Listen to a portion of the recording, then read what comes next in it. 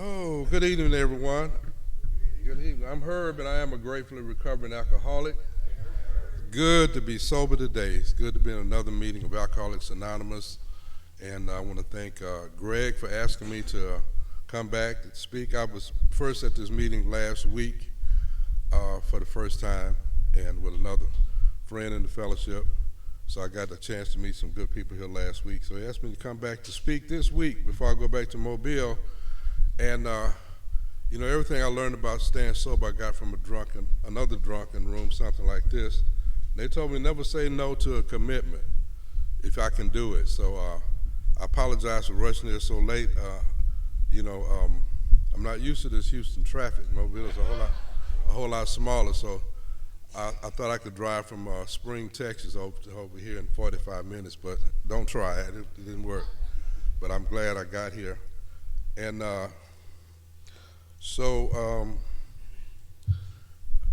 what I got, 2 hours to speak? I just want to see if you guys was listening. So if I do speak for the next 2 hours, it'll be to an empty room, I bet. But yeah, it's good to be sober. It's good to hear some laughter. I couldn't laugh when I got here. Let me say this before I forget it.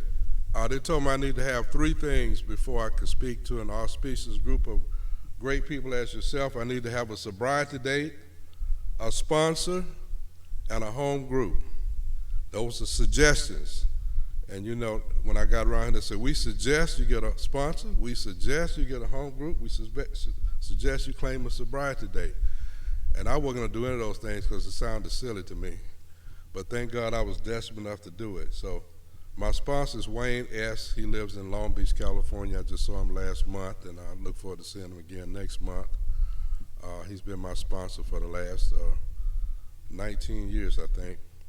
My sobriety date is November the 2nd, 1987. And my home group is called Common Solution Group in Mobile, Alabama. We meet 7 days a week at 11 o'clock from 11 to 12. So if you're in Mobile, stop by and see us. It's called the Common Solution Group. We meet at 1005 Old Shell Road in Mobile.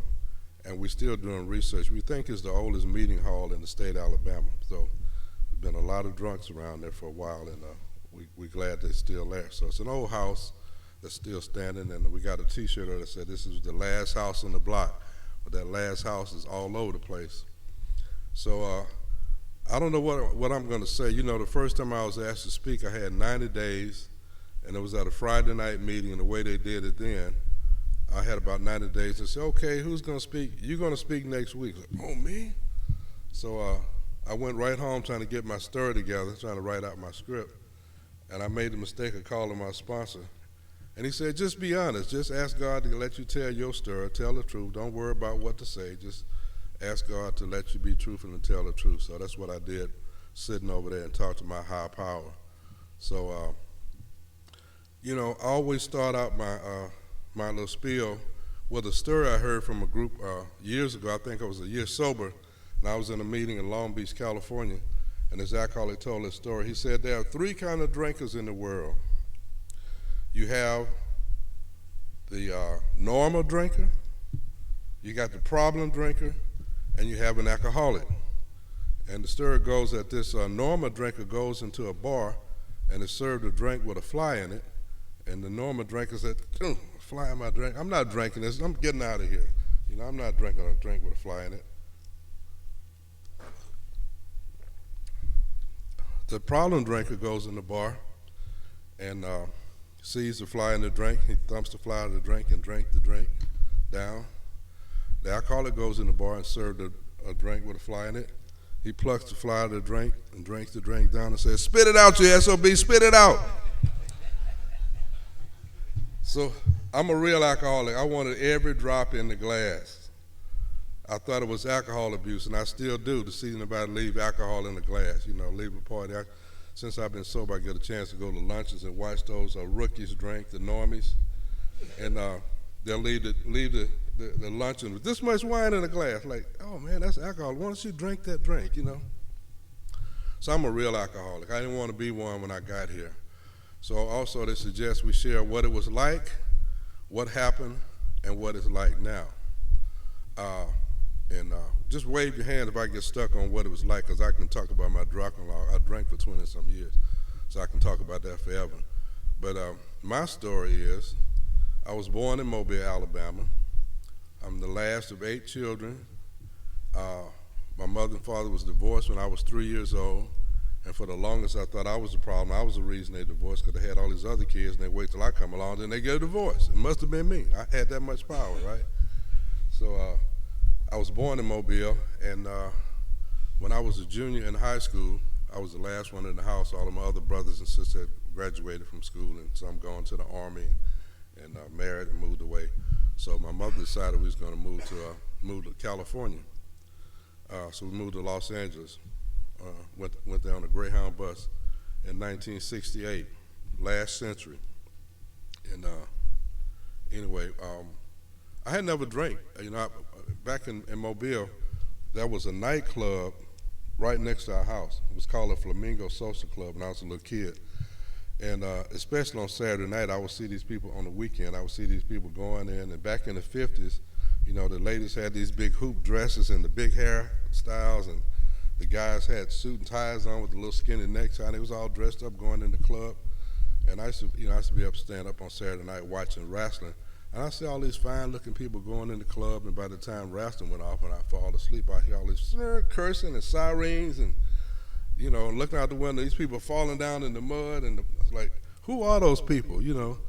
I'm not going to be like that when I grow up. I'm not going to be a drunk like that, People beating their wives and cursing, that's embarrassing. Falling down in the mud, I'm not going to act right. I thought I had a choice in it, but I was born with this ism, the alcoholism. I still got the ism. The I, self, me. Big Book tell me I'm the root of my problems. My self-centeredness, my selfishness. It's all about me, don't you know? So I got the ism. I was born with that. I inherited it. Just like I may not be able to tell, but I got little freckles on my little spots on my face. I inherited that too. We got people in my family with that, so I can see some similarities. But at any rate, I told myself out, and I didn't drink in high school. In Alabama, I enjoyed school. I was in the band, enjoyed being in the band, and so I hated moving to, in fact, I told my mother, well, you go, I'm not going, I'm going to stay here with Dad. She said, okay, go ahead. I'm going to move in with them. He said, okay. I don't know how she talked me into it, but probably with a little force, because you didn't talk back to your parents back then, so,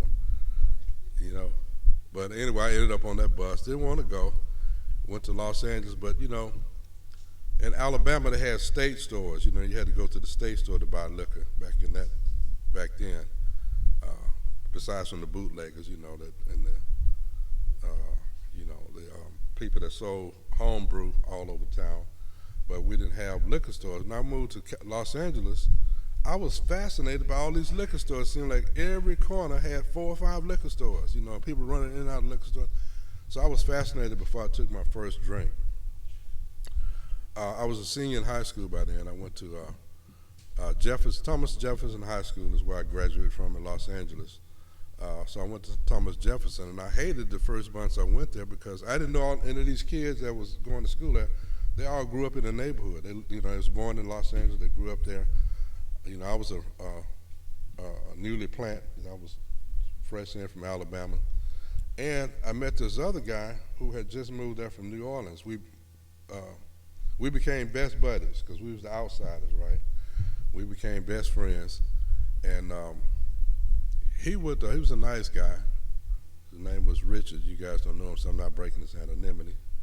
But Richard would get drunk several times during the day. I don't know where he found the booze during the school day, but he found it. And he would drop these little red pills. They called them Red Devils back then. He would drop a couple of pills, and the school campus police used to come and find me because they knew we were tight buddies. And they would say, hey man, take your buddy home because he's over there harassing the girls by the bathroom. Take him home before we have to arrest him. So it became almost a weekly assignment for me to walk Richard home at lunchtime so he wouldn't have to be put in handcuffs. And this certain day I walked him home, and his uncle and some other guys were sitting on the front porch drinking.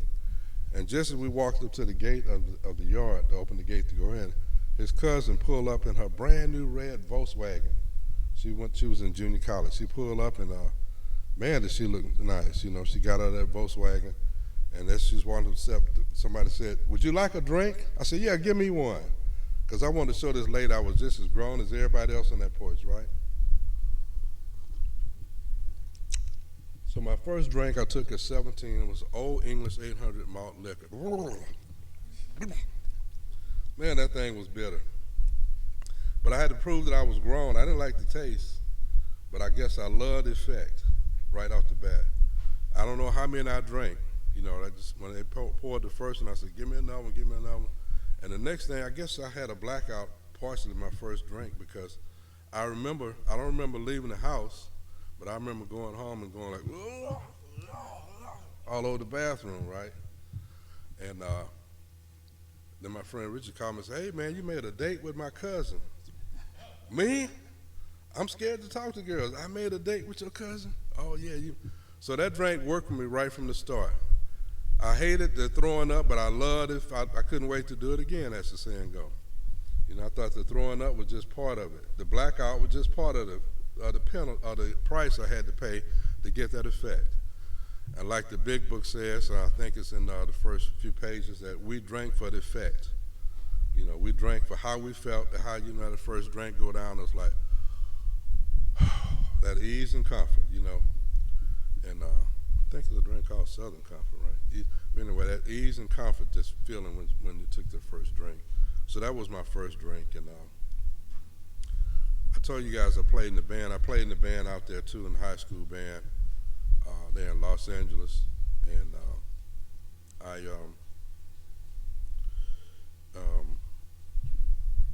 have to say this. I know this Alcoholics Anonymous, but I have to say this too because I did other party favors, if you will. I remember I was in this little band after school. We played nightclubs around town, and I remember the guys in the car. You know, they would pick us up right into the next gig, and they would be passing these little funny smelling cigarettes. You know, and I was like, "Man, you guys need to put that stuff out. It smells horrible." And they would laugh, say, "Give Country Boy one. Let him smoke it." They called me Country Boy then. So at one point, I usually pass it on, but at one point I smoked that too. You know, I started smoking, and again, I guess I liked the effect. I wanted to fit in too. Part of it is that I wanted to fit in. But so anyway, I started doing that. I went to college. I had a chance. You know, be careful what you pray for. You might get it, right? When I was in high school in Alabama, I went to Blount High School. I didn't graduate from Blount High School in Mobile, actually Pritchard, Alabama. But I was motivated by my band teacher to be a teacher. And actually it was out of negative motivation because I was pretty good with music, and he left me in charge of doing a halftime show for the school band because he was going out of town. And he came back early, and I was pissed because I wanted to run the show, right? So when I came back, he told me, he said, "This is not your damn band. You go to school and get your own damn bands." You know, he probably didn't say that, but that's what it sounded like to me. But that was negative motivating. I said, "I'm gonna do just that." But being poor, I didn't know how I was gonna afford to go to college. I didn't know how God was gonna do that. So they told me to pray for it, and prayer works, you know. So when you pray, sometimes God says yes, sometimes He say no, sometimes He say wait. But His answer is always the right answer. He always answers my prayers, you know. Maybe not all the way I think He ought to, or I want Him to, but it's always the best one. But anyway, I prayed, and so when I went to school in Los Angeles, my teacher out there arranged to get me a scholarship to go to school in Arkansas. So I went to a teachers college in Pine Bluff, Arkansas, the University of Arkansas at Pine Bluff now. But I mentioned that because by the time I got to college, my drinking had increased. That became part of my, you know, my makeup, if you will. You know, if they said there's a party somewhere, I had to get ready first. I had to get a couple of drinks in me. You know, so I drank, and then also if anybody put anything in front of me in tobacco form or powder form or any other form, if you told me it was going to get me, excuse my language, I did it because I like getting blocked up. But I don't like getting that way now, and I don't have to today, you know? So, but I like that. I like the effect, and anything that was going to get me out of reality, I did it. But anyway, my disease was progressing on me. It was progressing. I didn't, you know, alcoholism, we say, I've had the opportunity. I tell you my sobriety date is November the 2nd, 1987. So I counted it up, and for the last 13,654 days, one day at a time, I haven't had to take a drink. And during that time, I've taken a suggestion. They told me to keep coming back. That's probably the most profound thing I heard in these meetings, is keep coming back, because I didn't want this when I got here. And they told me AA works irregardless of what I think about it. And if I keep doing this, I get those promises that we hear read in the book. But I was saying all that to say this: I've had the pleasure of going to a lot of meetings in a lot of different states. I've been to meetings in Alaska, in Chicago, Los Angeles, of course, because I used to live out there. Here in Texas, Alabama, Georgia. Wherever I go to meetings, everybody reads how it works. Everybody's got a different format, but I don't think I've gone to an AA meeting yet that how it works was not in the writing, in the reading. I don't know where I was going with that, but this happens when you get old. You know, you can't remember what you're talking about. But anyway, progressive. This disease is progressive. That's the point I was thinking about somehow. But my disease was progressing. Yeah, I know what I wanted to say. They told me when I got here, look at the similarities and not the differences. And I'm grateful that I started being able to do that, because I just wasn't one of you guys. I wasn't an alcoholic. You know, I had a lot of justification why I wasn't, because when I went back to Los Angeles, I was a teacher by profession. And as I said, this disease, don't care what your profession is. I met people from all walks of life, all religious background, ethnicities, you know, jobs and no job, wife and no wife. You know, we all have that same ism, the alcoholism. We just don't do the alcohol today, you know. But my disease is progressive. That's one of the things it talks about in chapter 5, how this disease gets progressively worse, and we don't drink. Whether we can see it or not, we're progressively getting spiritually better, is what I was told by a drunk, and I kind of believe that to be true. But anyway, I went back to California and started teaching.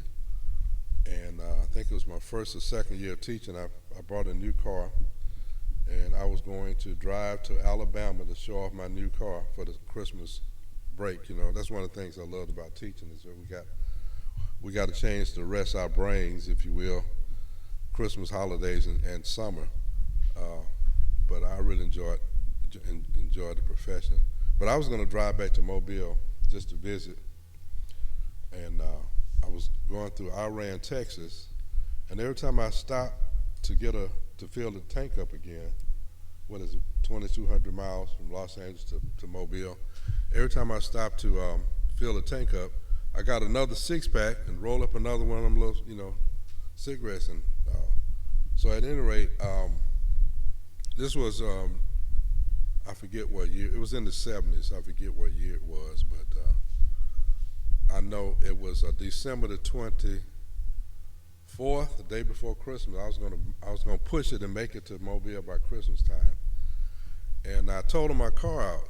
I flipped my car over. I think I fell asleep. And my nephew was in the car with me, and one of my neighbors who lived in Pensacola, Florida, we was gonna drop him off. He was gonna ride with us. So I woke up in a coma the day after Christmas. I woke up December the 26th, and I looked around and my first thought was, when I came to, I said, well, who am I? Where am I? And I looked around and said, this must be a hospital room, but where am I? Then I had to remember, my nephew was in the car with me, and Virgil, my neighbor, was in the car. I hope they're okay.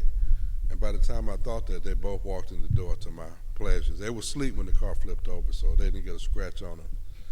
And when I wrinkled my forehead, I got a little crease in my forehead right here from that wreck. And I had my head all bandaged up and like a turban, right?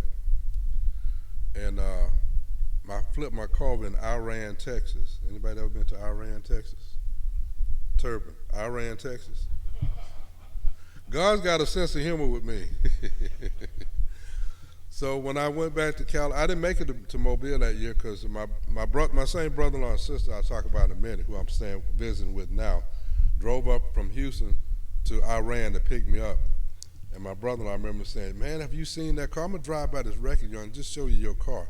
That car was flattened like this, and I don't know how anybody got out of that car. It was a total. It was, it was flashed like a sardine can. And I said, "Wow." But when I went back to work, my coworkers would say, "Oh, how are you doing, Mr. Boykin? What happened?" I said, "Well, you know what? The state of Texas got some real bad highways. You know, I flipped my car because they highways are just so bad." I didn't tell them about the beer, and I didn't tell them about I was drinking. So I told that story for so long, I found myself on the phone trying to find a lawyer to sue the state of Texas for having bad highways. I believe my own BS, you guys. I don't know why these lawyers, this is a good case, I don't know why they want to take this case. But I told that lie to myself so long till I believed it. Obviously nobody took the case, and that's just one of the incidents. I raced a couple other cars too in my drinking career over the 20 years that I drank. But that's one that I remember about how, they say the first step, the spiritual principle that I have to practice is honesty. And my chip still says, my 37-year chip still says, to thy own self be true. See, my truth is, you guys, I'm a drunk. And for me to drink is to die. I didn't want to be a drunk when I came here. That's why they told me to keep coming back, look at the similarities and not the differences. I got a good friend, Richard. He's gone on to that big meeting in the sky. He passed away sober, about 50 years sobriety. Richard should say, if you're here, cut yourself a deal. Give yourself a break. Do 90 meetings in 90 days and don't drink in between. If you don't like what you got in 90 days, go back and pick up where you left off. Because the pain is refundable at the door. Go back and pick up where I'll tell you guys in a minute where I left off. But I remember that. See, these little things play in my head of people that I've met in this fellowship along the way to help me to stay in the fold, if you will, to help me to stay in this fellowship and not to go out there and do research, because I see people go out there and come back with arrows in their ass, and it's still out there. So thanks for sharing, But anyway, that was one of the times I flipped my car. But I'll try to speed it up. The same lady that I told you I met on the front porch, I went into a marriage with her, and we stayed about 8 years together, and I took her through hell. And what's that part in the big book that says, when the storms go through the storm says, I don't see nothing wrong, ain't nothing wrong here, Ma, It's all, and everything's fine, right? So I didn't know I was an alcoholic. I thought everybody else had the problem. I didn't want to look at me. You guys was the problem. You not doing what I want you to do. If you just do my plan, things will work out.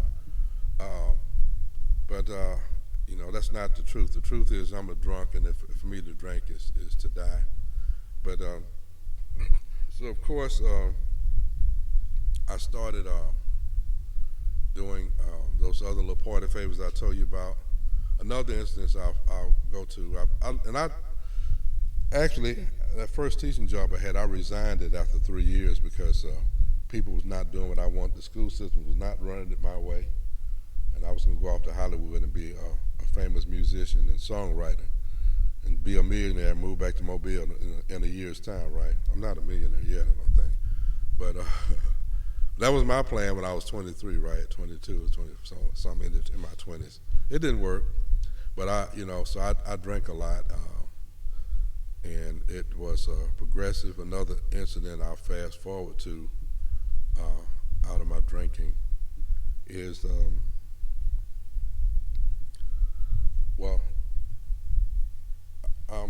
I got another job teaching. Let me say this, back up. I stopped teaching. I took a whole lot of other odd-and-end jobs. And every time I got my check, and I owed everybody in town. Every time I got my check, I would say, I'm going to pay my brother back this money I owe him. I'm going to give Jerry some money to pay the bills on the house, and I'm going to take care of this bill and that bill. But first, I'm going to have me a drink. I'm going to get me a drink to celebrate. A drink Just one to celebrate, right? And when I took that drink and said, oh, that was good, do another one. And if I take that, oh, that was good, get another one. So I can't do a drink. My reality is that I can't do a drink. And I used to tell my ex, I'll be back, honey, I'm going to have a drink. And that would be Thursday when I told her that. When I got that 8 drink in me, it might be Saturday or the next Thursday before she saw me again. Whenever I ran out of money, whenever I ran out of, enablers, then I'll go back, oh, honey, I'm sorry, I'm not going to do that again. I'm swearing off forever. I'm not going to do that again. And I meant it because I thought I had some power over drinking. And I intended to do the right thing. But every time I got that trigger, got that money in my hand again, I did the same thing again and again and again and again. But that takes me to, I lost a lot of jobs, and I couldn't keep a job in Los Angeles. And then Portland School District came by, and they was looking for teachers. They hadn't heard about me. So they interviewed, I interviewed for a teaching in Portland. I went to teach in Portland, Oregon for a year. And everywhere I went, there I was. I took the problem with me. So I was only there for a year. And they wouldn't, that city was wrong too. They was just like Iran, Texas. They was out all, and the highways was all bad there. So, in Portland, Oregon. So that was a geographical I took, but I didn't realize that either. I thought the problem was Los Angeles. They got too many liquor stores out there, too many drunks in Los Angeles. They the problem. So then after I went to Oregon for a year, I ended up going back to California, and I found another job in my profession, which I love teaching. Started teaching again, and I was teaching at the junior high school, and although alcohol has always been my first drug of choice, if you will, I started drinking before these other things I put in me. I always had a drinking before I went to get that other stuff. And anyway, I started working again, and I was having a problem because I was making $1,300 a month. That was a lot of money back then, $1,300 a month. I was getting paid once a month. And I would tell myself, okay, it's payday. I'm going to give Jerry some money on the house. I'm going to do this, that, all these things I plan to do. But first I'm going to get me one to celebrate. And the next thing I know, I was broke again. 2 or 3 days into the month, I got to go back and borrow and rob Peter to pay Paul one more time this month to make it through the month, because I'm not going to do this again. I did that month after month. And I finally got up enough courage to go in and talk to my principal. I said, well, because I thought I just had a drug problem, you guys. So I said, well, I'm not going to tell him I got a drug problem, because he's a conservative, member of the community. He might understand alcohol, but he's not going to understand crack. So I'm not going to tell him I'm a crackhead too. So I went in to talk to him, to show you how God works again. I went in to talk to my principal, and I finally got up enough courage to say, can I talk to you? He said, yeah. So I closed this door. I said, look, I think I got a problem with drugs. No, I think I got a problem with alcohol. And I thought I was lying to him, because I didn't think I had a problem with alcohol. I thought I had a problem just with the drugs, right? So I told him, I think I got a problem with alcohol. And he said, well, okay, if you don't mind, I'm going to tell a couple other people on the staff. I said, oh, no, don't tell nobody. He didn't know how much courage it took for me to come in and tell him. But somehow he talked me into telling one of the math instructors, a nice Jewish lady that worked on the staff. She was one of us. And one of the guys that worked on the custodial staff, he came to these meetings. And they would come to me periodically and say, you want to go to a meeting with me? I said, no, I don't think so. A meeting? No. I thought they meant a textbook meeting, or a curriculum meeting, classroom management meeting. And I declined those invitations to come to these meetings that they were talking about. And so I elected to go out to get some outpatient program. And I went to this guy. He gave me some literature. He said, look, read the literature. Don't drink. Here's a meeting list. Go to a meeting and come back next week. So I read a little bit of the literature. I didn't go to the meetings. And I said, well, these step stuff, I think I can do. I don't need any help with this. This is simple. I'm a college graduate, right? I could do this. I don't need any help. So I read those steps, and I misread the fifth step. I thought that step said, tell as many people as possible about your problem. And it was eliminated. So I read a little bit, and I went back to the counselor. He said, well, did you read the literature? I said, I read a little bit of it. Did you go to a meeting? I said, no, I didn't do the meetings. Oh, he said, okay, look, don't drink, go to a meeting, come back next week. And I said, I'm tired. I'm ready. I went back to work. So I went back to school, and I thought it said tell as many people as possible. So when I went back to school and see all my adorable young students, they saw me, oh, you back. We're so glad you're back. Where have you been? I said, well, you know, you guys, I'm an alcoholic, and I'm a drug addict. I had to go get some help.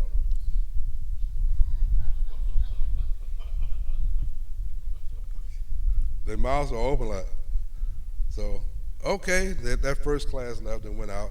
The next class came in, oh, you back? Where you been? Where you been? I said, well, I'm a drug addict and I'm an alcoholic, so I had to go get some help. So these adorable little kids, they would go out real quiet, and then a couple of days after that, I would hear these voices at my classroom door. Pothead, dope fiend, alcoholic. You know, I learned anonymity the hard way, you guys. Anonymity has its space in some places. Those little adorable kids became the meanest little bees you want to meet. You know, like I couldn't stand pulling that parking lot. You know, so I resigned that job. It was excruciating. You know, those kids, they were adorable. They started out real sweethearts, but they turned on me. But I learned that's not what the fifth step says. They told me I need to have a sponsor, somebody who's done those steps, who knew how to do them. I didn't learn that till later on. But anyway, that's another. I can laugh at that now, but I'm gonna tell you, it was not fun at the time. It was painful because I thought I could fix myself, and I tried a whole lot of things, and was not willing to take some suggestion from other people. So I resigned that job, and I said, you know what? My brother and I had gone to Mobile for the summer for a vacation. I said, you know, Mobile is a real nice little place now. There are probably not a lot of drunks and alcoholics in Mobile, so I'm gonna move back to Mobile. I'm gonna resign my job and move back to Mobile. So I did. I thought I was gonna get a job teaching. I went back there, but I think I smelled like a brewery whenever I went to a job interview. And I said, well, why are these people not hiring me? Screw them. I took a job on resentment driving a wine truck. So that was a good job for a drunk. Man, they had this particular company, you know, you drive the truck and you had a little safe in the truck. So if the restaurants or if the supermarkets paid you in cash, you could take $25 out for yourself and put a ticket in and say, I'll pay you back, you know, on when payday comes, right? Isn't that a good thing? So, man, that was a good job. And then if they overload the truck, you get an extra bottle of wine on there, 2 minutes. I took that home, you know. So, so I was doing that. And what happened was, I'll speed up because I got a lot of juicy stories in my drunk law, but we all got those. We can laugh about them now. But what happened was, out of 20 years of drinking, I was sitting in my empty apartment, and you know, what with the check thing, it started out that when payday came, I owed them half of my check, you know, because every other day I was pulling $20 or $30 out of that safe and writing a ticket for it. Then as time went on, I owed them my whole check. I didn't have a check coming on payday. I owed them my whole check. And then as more time went on, I owed them my check and another check too, you know. So that's not a good job if you're drinking. If, you know, drinking, you're your own best customer in that case. But so I was kind of scared. And I had been writing checks, and most of them would have bounced, I would thought, because I didn't have any money in the bank, not to cover the checks that I was writing. But what happened was, November the 1st, 1987, I started drinking when I got off work on Friday night, as I usually did. Some of the people called me a periodic alcoholic when I went to Charter Hospital. That was that 30-day program that introduced me to this great fellowship. That's what it took for me to go through that 30-day treatment program. But November the 1st, 1987, I had been drinking 3 days straight, nonstop, and doing those other little party favors, you know, with the little glass and the little rocks and on the mirror little thing, and drinking the wine and beer, whatever else was in the house to drink. And I couldn't breathe. I couldn't catch my breath. Every time I had a towel, every time I take this towel and drop it on my counter, I was soaking wet again. I couldn't breathe. And I said, God, please help me. I'm sick and tired of living like this. Please don't let me die like this. I saw death coming because I couldn't catch my breath. And that must have been an honest prayer. I passed out. Sometime that night, probably around midnight, I passed out. And 5 o'clock that morning, I came to this commercial was playing in my head. It used to be a commercial when I was getting high at home. I would go to the TV and turn the sound down because I didn't want to hear it. But this thing was playing in my head as if the TV was on. If you think you got a problem with alcohol, go to this treatment center. If you think you got a problem with alcohol, go. I was like, no, I'm not going to no treatment center. I'm not going. I can do this. I'm going to work. But my chest was hurting. I was like knowing I was about to leave here, about to cash out. So that scared the you-know-what out of me. And my car ended up at a place called Charter Hospital. It's not there anymore in Mobile. It was a 30-day treatment program. And because I had a job, I had insurance, I went in there. I was drunk in a skunk. I got there 6 o'clock that morning. And the lady said, oh, sir, we're not open yet. You're going to have to come back at 8 o'clock. I said, no, ma'am, you don't know. She didn't know it took me 20 years to ask for help. 20 years to ask for help. I said, no, ma'am, you got to let me in now. So they let me sit there and babble, drunk like that.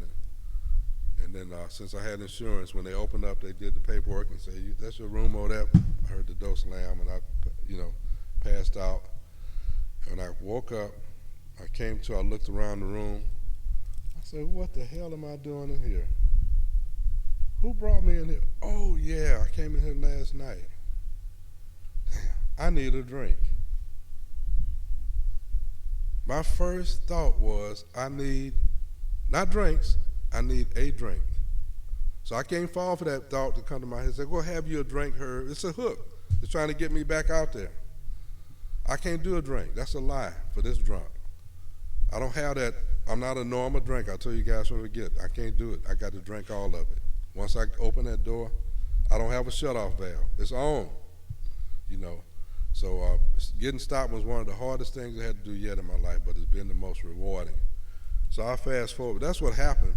And then I went to these meetings. They told me the most profound thing I heard, because I didn't want this. When I came to a Charter Hospital, I said, okay, I'll do this, long enough for them to think I want it, And then I'm going back to the party because I love drinking. I love the whole lifestyle of it. So I'll just do this till they stop watching me. And I started taking some of these doggone suggestions.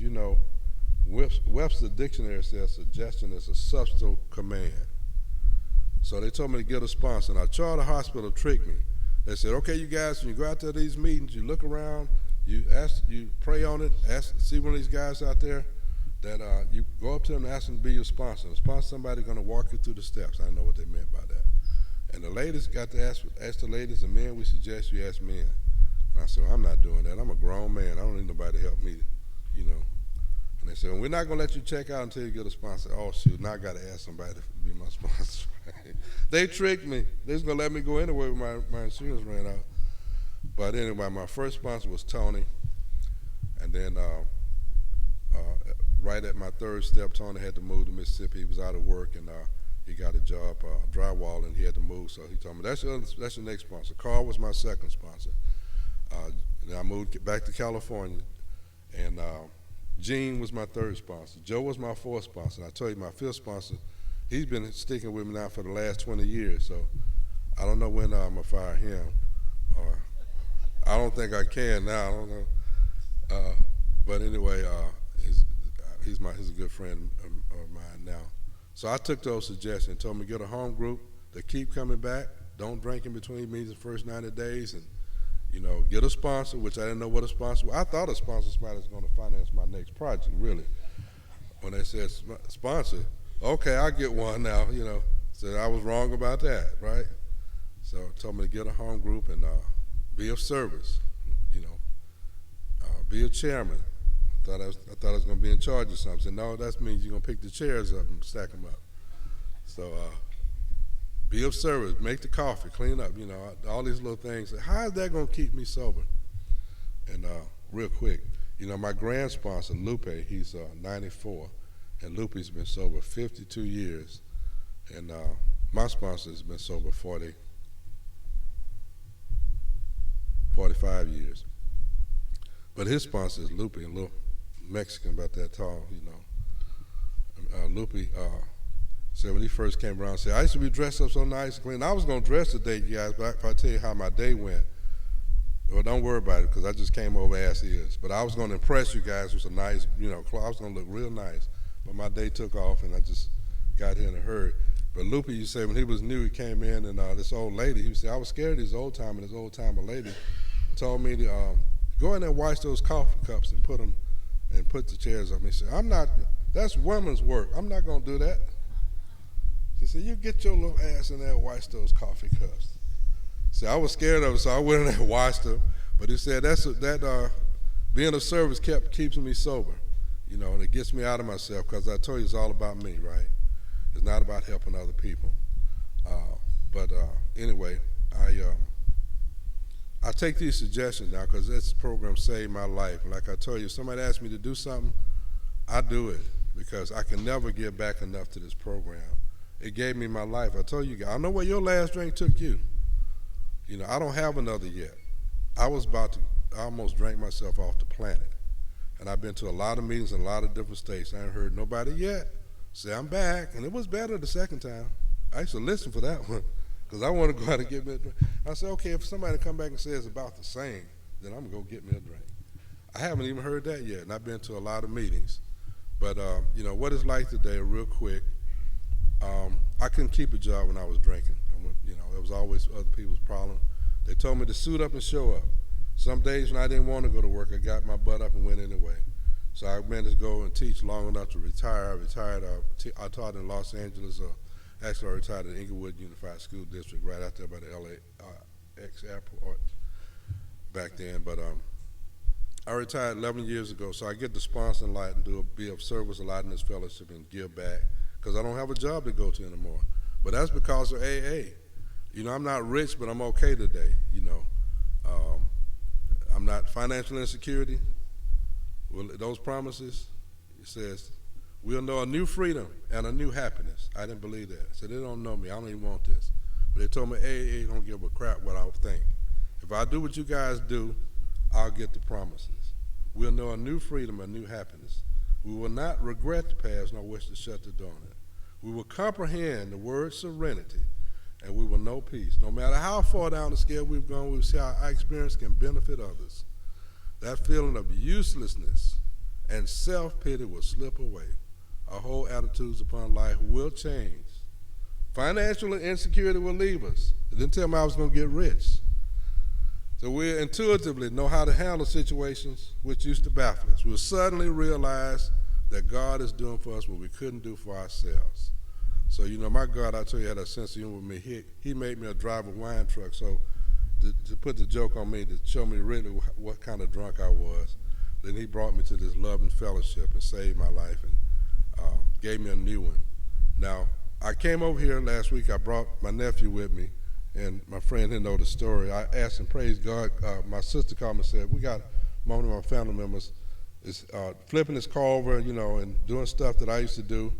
So they figured since I've been sober 37 years, I got some answers right. I said, would you come over here and talk to him? I said, well, since you asked me, I'll come over there. I said, well, be of service. Where's that statement that says, whenever anybody anywhere reaches out for help, I want the hand of AA to always be there. And for that, I'm responsible. So even my family, which is the hard place to work this program, even my family asked me for help, I had to say, oh, okay. So I drove over here thinking I was going to help him. But when I got here, I realized my sister is suffering from, I knew she was sick with cancer, but I didn't know it was as bad as it is.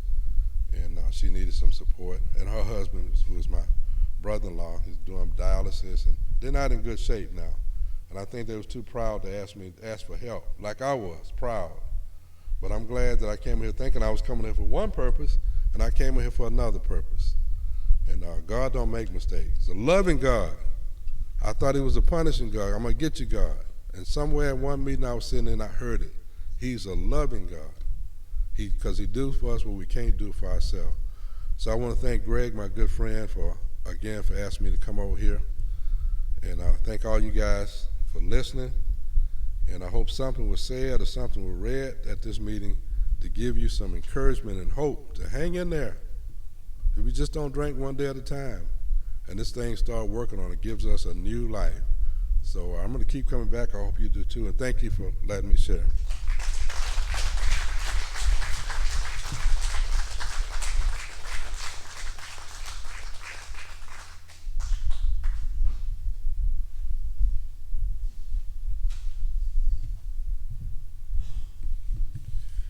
All right, let's give another round of applause for Herb.